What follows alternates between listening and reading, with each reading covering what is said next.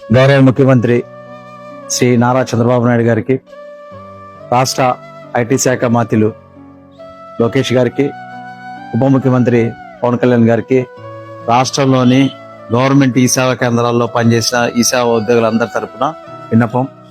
అయా 2003 సంవత్సరంలో మీరు పెట్టినటువంటి గవర్నమెంట్ ఈ సేవా కేంద్రాల్లో ప్రజలకు అనేక రకాల సర్వీసులు అందిస్తూ 18 సంవత్సరాలుగా వ్యవస్థలో పనిచేశాం. ప్రభుత్వానికి 4,000 కోట్ల రూపాయల ఆదాయాన్ని సంపాదించాం. ఈ క్రమంలో 2019లో గ్రామ వార్డు సచివాలయ వ్యవస్థను తీసుకొస్తూ జియో 1360 ఆప్కాస్ ఏర్పాటు చేస్తూ అందులో మమ్మల్ని కొనసాగించే అవకాశం ఉన్నప్పటికీ కూడా కేవలం చంద్రబాబు నాయుడు గారు మీరు ప్రారంభించారనేటువంటి ఒకే ఒక ఉద్దేశంతో ఈ సేవా కేంద్రాలని గవర్నమెంట్ ఆధీనంలో ఉన్నటువంటి వాటిని అన్నింటినీ క్లోజ్ చేసి మమ్మల్ని అందరినీ రోడ్ల పాలు చేయడం జరిగింది. ఈ నేపథ్యంలో మేము పోరాటం చేస్తే ఆ ప్రభుత్వం దిగొచ్చి ఫైల్ పెట్టడం జరిగింది. ఫైనాన్స్ డిపార్ట్మెంట్ లో ఉన్న ఫైల్ ని ఆమోదించే క్రమంలో మీరంతా చంద్రబాబు నాయుడు గారు ఎంప్లాయీస్ కాబట్టి మిమ్మల్ని విధుల్లోకి తీసుకోవాలనేటువంటి మాట ఆ రోజునటువంటి ప్రభుత్వ ప్రజల నుంచి రావడం జరిగింది.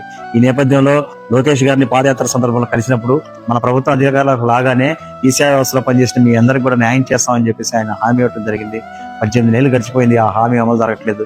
దయచేసి మా విన్నపం 607 మంది ఉద్యోగుల తరపున మీరు ఇచ్చినటువంటి హామీని అమలు చేస్తూ ప్రజలకి ప్రభుత్వానికి అనుసంధానంగా పనిచేసి ఈ సేవా వ్యవస్థ ప్రతిష్టని రాష్ట్రంలో దేశంలో పెంచినటువంటి ఉద్యోగులు ఈరోజు రోడ్డు మీద ఉన్నారు. వాళ్ళందరినీ ఆదుకోమని, మా అందరినీ తిరిగి 607 మంది ఉద్యోగాలకు ఇవ్వమని చెప్పేసి ఈ మీడియా ద్వారా మిమ్మల్ని కోరుకుంటూ చంద్రబాబు నాయుడు గారికి, లోకేష్ గారికి, అదేవిధంగా పవన్ కళ్యాణ్ గారికి 607 మంది గవర్నమెంట్ ఈ సేవా వ్యవస్థలో పనిచేసినటువంటి ఉద్యోగులందరి తరపున విజ్ఞప్తి వేడుకుంటున్నాం.